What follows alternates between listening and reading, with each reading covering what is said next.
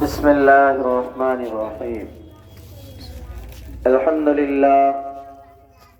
لله نحمده ونستعينه ونستغفره ونؤمن به ونتوكل عليه ونعوذ بالله من شرور أنفسنا ومن سيئات أعمالنا.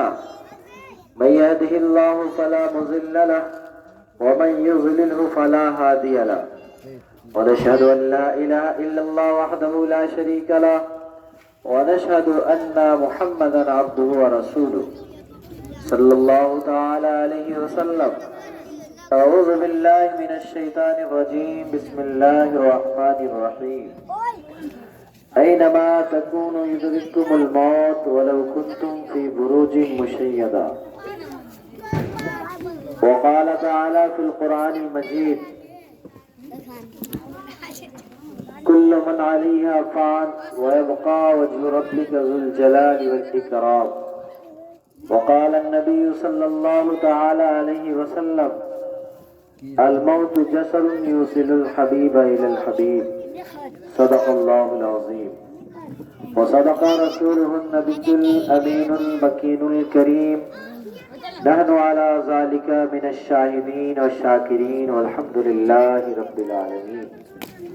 معزز سامعین، بزرگوں، دوستوں، دینی، ایمانی، اسلامی بھائیوں، اپنے گھروں پر سنتی ہوئی مائیں اور بہنیں، ہم تمام لوگوں کو ایک موقع ملا ہے کچھ بات سننے اور سنانے کا.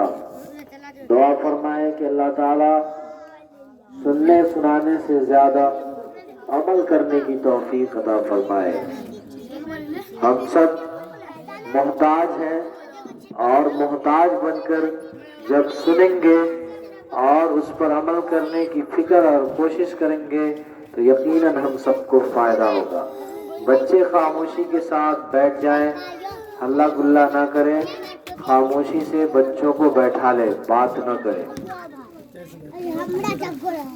اللہ تبارک و تعالیٰ نے قرآن کریم میں جگہ جگہ اپنے بندوں کو ایک پیغام دیا ہے، اپنے بندوں کو یہ بتانا چاہا ہے، اس کو بیدار کرنا چاہا، کیونکہ رب العالمین نے ہر کسی کا ایک مقام بنایا ہے.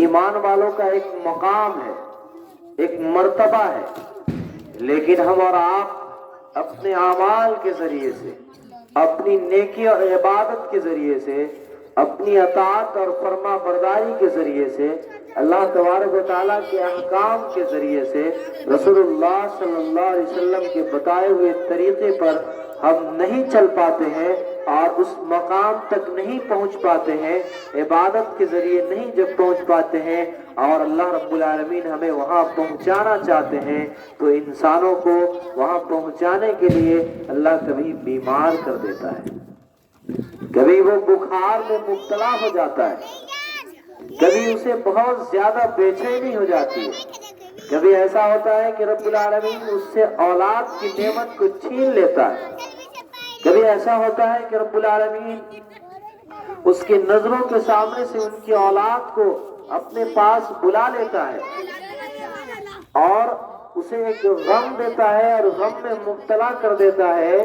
اس کی وجہ یہ ہوتی ہے کہ اللہ رب العالمین 100 ماؤں سے زیادہ اپنے بندوں سے محبت کرنے والا ہوتا ہے. اور اللہ رب العالمین نے کہا کہ میں اپنے بندوں کا دوست ہوں. اللہ یہ فرماتے ہیں کہ میں دوست ہوں. اب بتائیے کہ ایک دوست اپنے دوست کو اتنی مصیبت میں مبتلا کر سکتا ہے؟ نہیں کر سکتا ہے. ایک 100 ماؤں سے زیادہ محبت کرنے والا کوئی اپنی اولاد کو اور کوئی اپنے بچوں کو ماں جب مصیبت میں مبتلا نہیں دیکھ سکتی ہے تو رب العالمین تو 100 ماؤں سے زیادہ محبت کرتا ہے. ہمیں مصیبت دے کر آزماتا ہے، اولاد کی نعمت کو لے کر آزماتا ہے اور ہمیں اس مقام تک پہنچانا چاہتا ہے جو مقام ہمارے لیے رب العالمین نے لکھ رکھا ہے. میرے دوستو، بزرگوں، قرآن کریم میں اللہ تبارک و تعالیٰ فرماتے ہیں کہ اے لوگوں، ہم نے موت کو بھی پیدا کیا ہے، موت بھی ہماری مخلوق ہے، کہیں کہا الذی خلق الموت والحیات، کہ موت کو پہلے اللہ نے پیدا کیا، موت کو پہلے بنایا۔ دنیا کے اندر بہت سارے فرقے، بہت سارے لوگ، بہت سارے قوم کے لوگ بستے ہیں۔ کوئی اللہ کا انکار کرنے والا ہے، کوئی رسول اللہ کا انکار کرنے والا ہے، کوئی کسی اور چیز کا انکار کرنے والا ہے، کوئی کسی اور چیز کا انکار کرنے والا ہے، کوئی آخرت کے دن کا انکار کرتا ہے، کوئی قبر کے حالات کا انکار کرتا ہے۔ لیکن ان تمام لوگوں سے صرف ایک سوال آپ پوچھیں اور ان سے جاننے کی کوشش کریں کہ لوگوں بتاؤ کہ تمہیں مرنا ہے کہ نہیں۔ سارے کے سارے مذاہب کے لوگ ماننے والے اس بات کو مانتے ہیں، یقین کرتے ہیں، ہاں ایک دن ہمیں مرنا تو ضرور ہے۔ موت کے اوپر کوئی اختلاف نہیں ہے، موت کے تعلق سے کوئی بحث نہیں ہے، موت کے تعلق سے کوئی جھگڑا نہیں ہے۔ بہت سارے مذہب کے لوگ ہیں، کوئی کہتے ہیں کہ عیسائی دھرم یہ سچا دھرم ہے، کوئی کہتا ہے کہ کوئی اور دھرم سب سے اچھا دھرم ہے اور ملت ہے، کوئی کہتا ہے کہ یہ ہندو دھرم، سناتن دھرم یہ سب سے اچھا دھرم ہے، اور سب میں آپس میں اختلاف ہے۔ لیکن جب بات موت کی آتی ہے، جب باری موت کی آتی ہے، جب سوال موت کا آتا ہے، تمام کے تمام مذہب کے لوگ، تمام کے تمام قوم کے لوگ، تمام کے تمام اختلاف کرنے والے، تمام کے تمام لوگ ایک زبان ہو کر جواب دیتے ہیں کہ ہاں ہمیں مرنا تو ضرور ہے، ایک دن مرنا ہے۔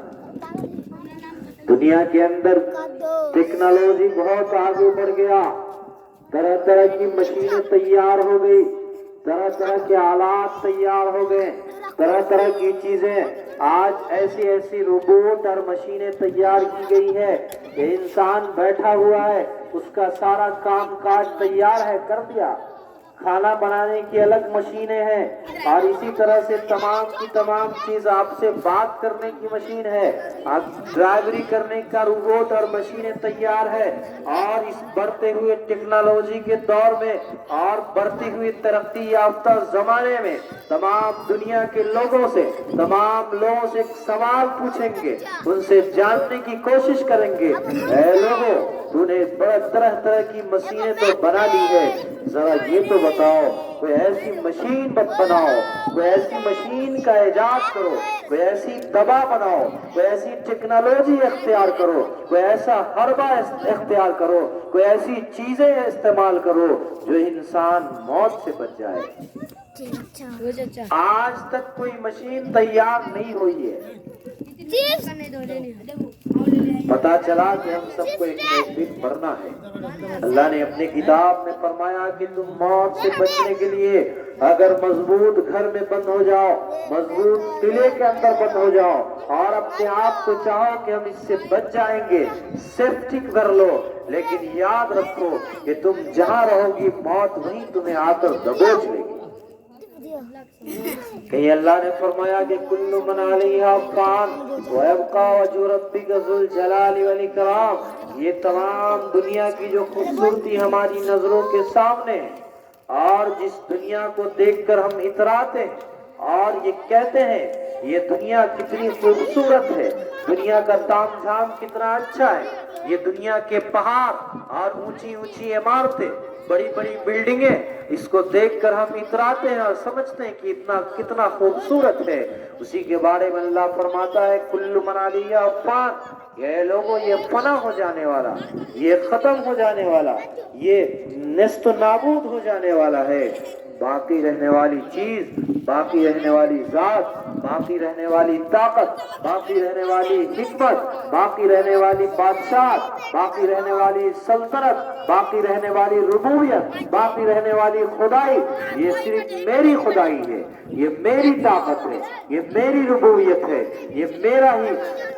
اللہ رب العالمین فرماتے ہیں کہ میں ہی باقی رہنے والا، میری طاقت باقی رہنے والا۔ اور جس کو ہم مضبوط اور خوبصورت اور طاقتور اور بلند سمجھتے ہیں، یہ ساری کی ساری چیزیں فنا ہو جائے گی، ختم ہو جائے گی۔ اس لیے میرے دوستو بزرگوں، سب سے عقل مند اور ہوشیار انسان وہی ہے جو اس سے پہلے موت کی تیاری کر لے. وہ وقت آنے سے پہلے جو وقت پچھتاوے کا وقت ہوگا, وہ وقت خسارے کا وقت ہوگا, وہ وقت بڑا افسوس کا وقت ہوگا. ایسے وقت میں ایسے حالات کو آنے سے پہلے ہم موت کی تیاری کر لیں.